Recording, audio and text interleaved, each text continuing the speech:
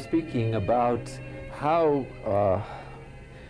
the method of Lectio Divina develops a personal relationship with God and specifically with Jesus Christ. And now we have moved through that development to the fourth stage of Lectio, the stage of resting in God, at which point this centering prayer method is a way of developing this fourth stage, which in our Christian tradition we call contemplation or resting in God. I'd like to point out that the use of a sacred word in order to calm the mind and the emotions is simply a way of penetrating the hard shell of the false self system, the superficial psychological self, by deliberately fouling up, so to speak, its normal way of thinking for a specific period of time as a discipline for spreading out the boats, that is to say, the incessant movement of thoughts, impressions, sense, mental or spiritual across the inner screen of consciousness. So we're trying to spread out the speed at which they come down, and ideally to reduce all those thoughts to one. Wouldn't that be wonderful? If we could reduce all our thoughts to one, then prayer would be delightful, because then we could turn our attention without the stimulation of being drawn out of spiritual attentiveness all the time towards the presence of God in our inmost being, in pure faith, beyond concepts, beyond feelings, beyond particular acts, except a general loving look or attention, the attention of listening. Okay. The sacred word has two purposes.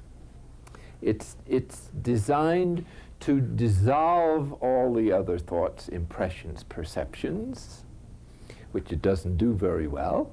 And at the same time, it's designed to be an affirmation of our original intention with which we begin each period of centering prayer, to open ourselves and to surrender ourselves to the mystery of God's presence within us. I say mystery because there is no concept of God to hang on to in this particular prayer. It's not something we do all day long, but it's a discipline to get beyond our over-dependency on thinking, reflecting, analyzing to go to God, and our over-dependency on feeling things about God. Hopped up, in other words, our dependency on some emotional stimulation in order to maintain our attention towards this mystery within us. So the sacred word then is a little boat, so to speak, a thought that we float in our imagination, where the other psychological boats and debris and whatever is coming down the stream is perceiving. The sacred word is somewhat like the video game called Pac-Man. Perhaps you've seen Pac-Man. Now, Pac-Man, if I understand it correctly, goes all over the stream gobbling up all the other little creatures if you're a successful player of that game. And so the sacred word has the same general purpose, to dissolve all the other thoughts, to gobble them all up and reduce them to itself. Now, it must be admitted it doesn't do this as well as Pac-Man does if you're playing the game well. But it just gives you a general idea, by analogy, of the purpose of this sacred word. In other words, we float this particular thought not to think about it, but to let go, to use it as a means, a device for letting go of all the other thoughts, or at least spreading them out, so that we can give at least some of our attentiveness towards our spiritual nature and the God who dwells at its source. The sacred word has the secondary purpose of pointing to the depths. Now, as a pointer, it's simply an arrow, so that the content of the sacred word is really not that important. So whatever word you choose, as long as it's a short one, because it's easier to forget a short word than a sentence. That's the reason why the cloud of unknowing by the anonymous 14th century English mystic, one of the great sources of this teaching, suggests a word that is very short, that you can easily recall and which doesn't take up a lot of attention. So the sacred word could be something that is itself sacred, such as the holy name of Jesus, Abba, or Father, or peace, or the Spirit, trust, faith, love, or it could be something that sort of reminds you of the movement that's involved, such as quiet, stillness, silence. It really doesn't matter what word you choose as long as you feel comfortable with it and it symbolizes what you're trying to do. By that I mean it's only an arrow pointing where you want to go. So it doesn't matter whether the arrow is painted red, white, or blue. It's simply a pointer. And it's important to grasp this use of the sacred word, because in meditative practices, both in the Christian tradition and in other traditions, words or sentences or mantras, as the Hindu folks call it, have a much more specific and different purpose. The Hindu mantra has a vibratory effect because of the Sanskrit language that tends to calm the mind.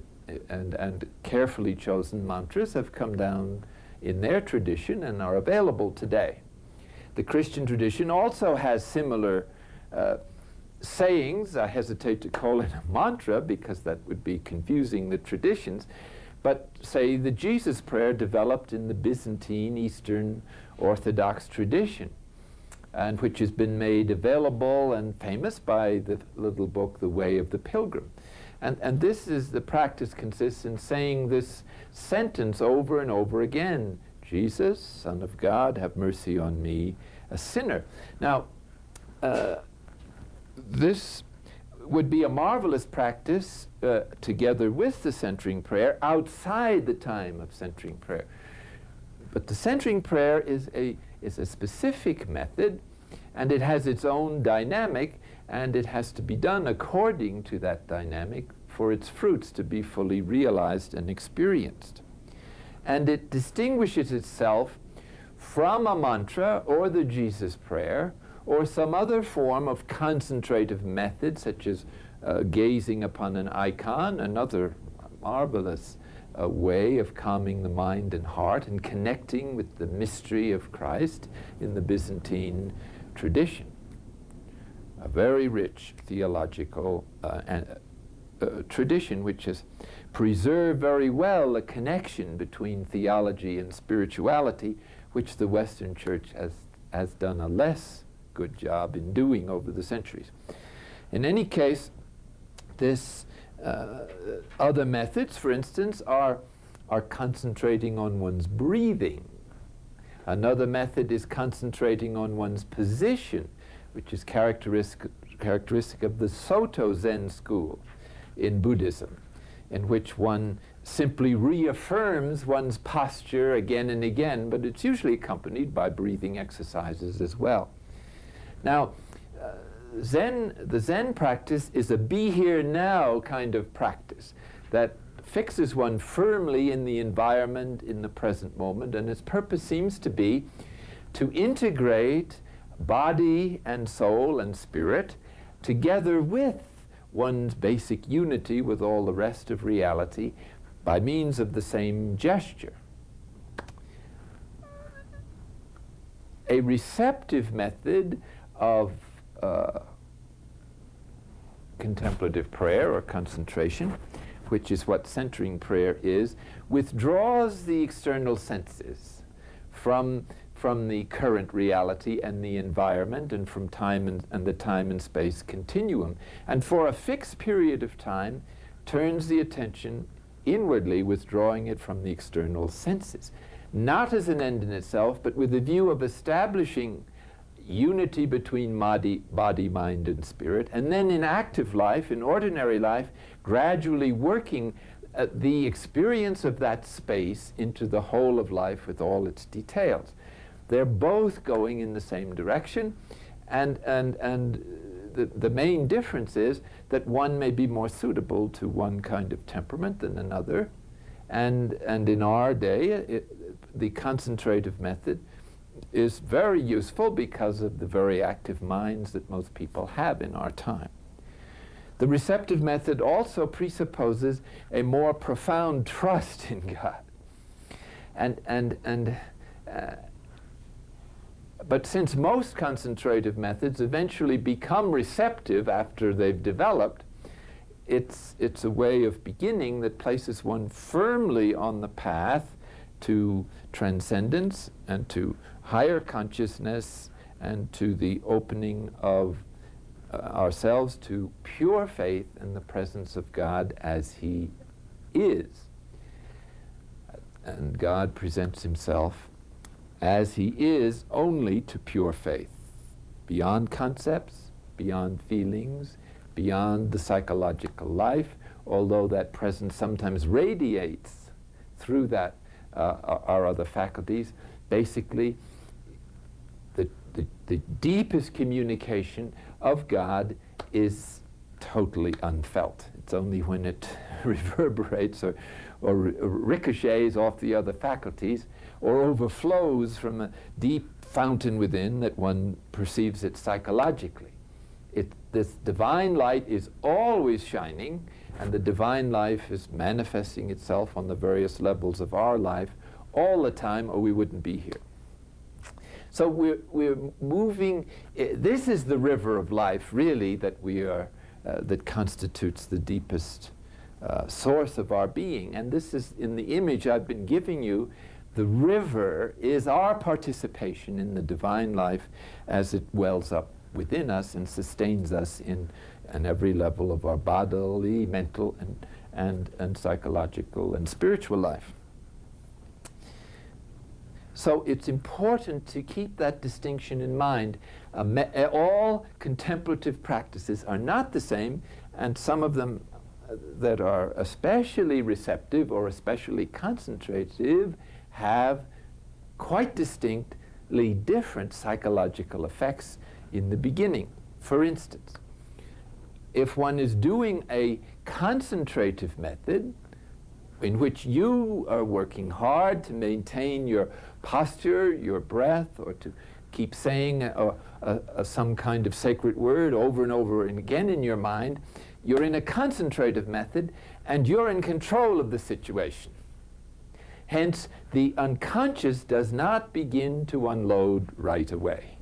When you adopt a receptive method, such as the centering prayer is, one is letting go.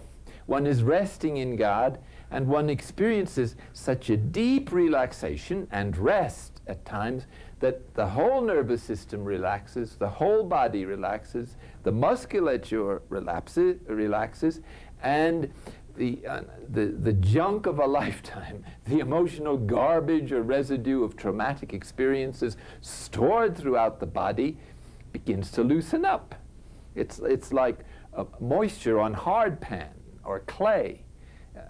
Clay or hard pan is like concrete, but when the moisture comes down, then it softens up. Then you can pull up the weeds easily. And so in the human organism, there is a process of psychological evacuation, just as there is a bodily series of processes to evacuate material that is useless, harmful, etc. But the problem for the poor psyche is that if it gets so traumatized that ordinary rest and relaxation doesn't touch the stuff that's repressed in the unconscious unless you get an extraordinary, deep level of rest. And as we saw from our little exposition of rest, we never get a deep rest until we stop thinking about ourselves for a few minutes, and with its agitations and emotional responses, upsets, anxieties, etc. In other words, our ordinary flow of thoughts reinforces the false self system, which maintains the repression of certain material and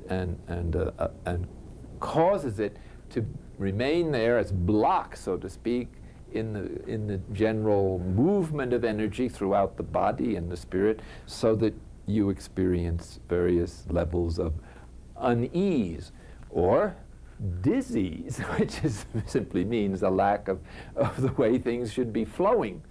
So to restore that balance, to restore health, we need to get rid of the junk that, as you saw in that diagram I had here a little while ago. The outer rim of our surface thoughts and our psychological consciousness is holding in place a slew of unconscious, repressed material that, until it is able to escape, covers over and prevents us from enjoying or reaching or touching or perceiving the true self and the deeper spiritual values of our being. So what happens then in the centering prayer, if you really let go and really rest, one begins to experience rest, the hard pan softens up, and the psyche recovers its capacity for health, which seems to be innate, and it pops out like boils pop, the weeds of a lifetime, the emotional junk, let us say, and it passes through our awareness in the form of a bombardment of thoughts, or sometimes some thoughts with heavy emotional charge to them, and sometimes even in raw emotions such as fear, panic, acute anxiety, anger, you mention it, okay. And so, to our astonishment, if this happens, we naturally say to ourselves, what's this? I thought contemplative prayer was supposed to bring repose, peace, and I never was in such a cesspool. My poor mind, my thoughts are racing, I have no control, I don't know why I'm weeping, I don't know why I'm laughing, I don't know why I'm shaking, and so on. It isn't usually as powerful as that, because if one practices this regularly on a day-to-day basis, the purification process, which is a real dynamic and organic process, tends to clean out our interior gradually and slowly at your own pace. When you get into an intensive retreat, when you meditate 3 or 4 hours a day or longer, then the process accelerates. And as you may already have been experiencing, you get to a deeper place than you've ever been before, hence deeper rest, hence more softening up of the hard pan in the unconscious, hence the junk is released, hence it begins to rise to your awareness, to your utter dismay. And you say to yourself, there must be a better way of doing this thing. The contemplative life is not for me, and you pack your bags and go home, and goodbye, the Trappists are great, whatever, forget it. No, 1,000 times no. You're just beginning the spiritual life, believe me. Until the unconscious starts unloading, we're just playing ring around the rosy. I mean, the real heart of the ascesis is to get rid of the stuff that's the chief obstacle to our spiritual growth, getting in touch with the true self, and being able to open to those higher messages coming from God's self-communication all the time, which we can't hear because of the noise and the din of the ego. Castaneda has a marvelous description, just a few words of what this process is. He says, I think it's Don Juan, whoever the hero is, as the chief point of the discipline, stop the interior dialogue. That's it in a nutshell. If you can stop talking to yourself, commentary on everything that happens with your emotional reaction, all of which reinforces the false self and holds it in place, then the whole process of liberation begins to take place. What we call salvation is precisely this emptying out of the junk of a lifetime. Shoveling. The first thing the Spirit does when he perceives that we're serious about our spiritual journey, and he wants us to fill us with the living waters of the gospel that Jesus promised to those who believe in him, is to clean out the bathtub. Now, the bath, like some ghettos where the garbage is supposed to listen too good, our interior tub is full of junk. We have never been able to put it in the right place, which is to get rid of it. And so it's stuck inside of us, resisting grace. It warps our vision of the presence of Christ and his action in us. So the Spirit naturally does, the first thing he does isn't to give you a crown of holiness or something. The first thing he does is to get down to the nitty-gritty work, the day-to-day task of shoveling, of cleaning house.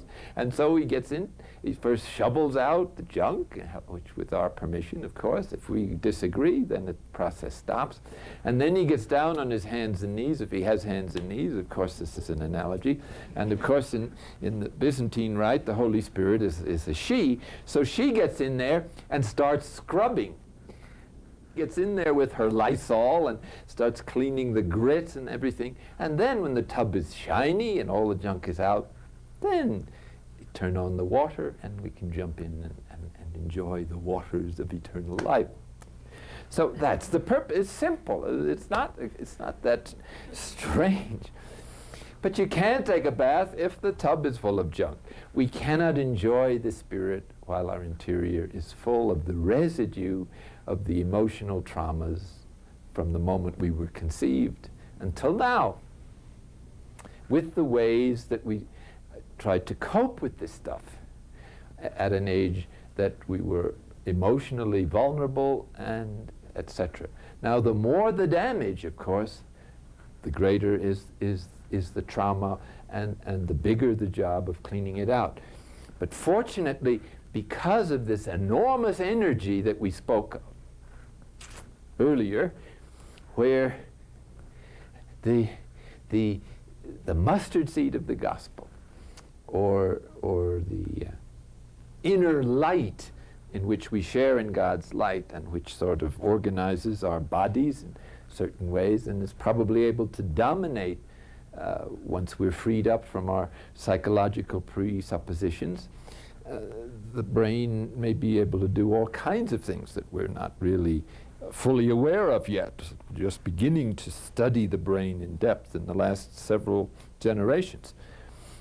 So the brain now can work at maximum capacity because it's not limited by the two lower brains, the reptilian and the old mammalian brain, which are all wrapped up in a certain worldview with their images that the brain tends to remember until it somewhat disidentifies with its over-identification with the physical body, and with its own interior thoughts and feelings, which we identify as ourselves. It's the only self we know. So it is a little scary to think of where this is going. If we lose our false self, what will happen to us? We disintegrate. Not at all. Life begins, true life, when the illusion, and it is only an illusion, of the false self system begins to dissolve and the noise subsides into interior silence, and then we begin to plug in to the energy of divine light and love, and this changes one's whole approach, and the energy now works. This energy is meant to light up the world. And I imagine each of us could do that if we plugged into that energy. But most of us use this enormous energy capable of lighting up every city in the world to run a toy electric train. Namely, our pet little attachments and projects and sensitivities and so on. It's just pitiful how this energy is wasted. But anyway, when the whole of this junk is finally cleaned out, then the energy begins to flow, and we have succeeded in tuning, something like a tuning fork, all our faculties to the utmost sensitivity to the vibrations and the frequencies expand of the presence of God and his action in us. Theologically, St. Thomas has always taught, and before him the other fathers, this marvelous teaching of the 7 gifts of the Spirit, which are particular inspirations for different aspects of human life, in which the Spirit, if we're sensitive, lives our life, so to speak, for us, with our consent, and with a maximum amount of improvement, needless to say. So the gift of counsel is there, ready to suggest what divine love would do in every event or moment of life. The gift of understanding and wisdom penetrate the contemplative dimension of the spiritual journey, and the other's fortitude enables us to keep going in the difficult periods, of which one of the most difficult is to put up with this purification process. Now, that teaching of purification is firmly embedded in our tradition from the Desert Fathers on down. And I'm simply giving it a psychological explanation that is possible because of the development of those sciences in our times. But they greatly illuminate each other, I would say. And they really ought to get together and to fully explain the human journey. Because it's, even when one has the right intuition and the Spirit is telling us everything is okay, you talk to someone who's supposed to know, or whether he's a psychiatrist, or a priest, or a minister, or a bishop, or some expert, or some enlightened, so-called enlightened person, some of whom are enlightened, it seems, in the wrong direction, really darkened. But anyway, there's such a thing as angels of light. They look great, but on further scrutiny, you begin to smell something wrong. Well, anyway, the divine truth, light, and love is consistent. And some people have great gifts. They also have certain limitations. And it's only the integral growth of all aspects of human life, including the moral life, that you can really get the touchstone of true holiness, of true enlightenment. It's consistent at every level with nature, with human truth, with moral truth, with intellectual truth, with spiritual truth, with divine truth. If it isn't in resonance with any one of those levels, you can begin to doubt its authenticity. That's a big program for anybody to fulfill. And as long as we're in this life, I frankly doubt if anybody will fully fulfill it. At least at this point in human evolution, everybody has clay feet. Don't be surprised if your teacher turns out to have some weakness. So do you.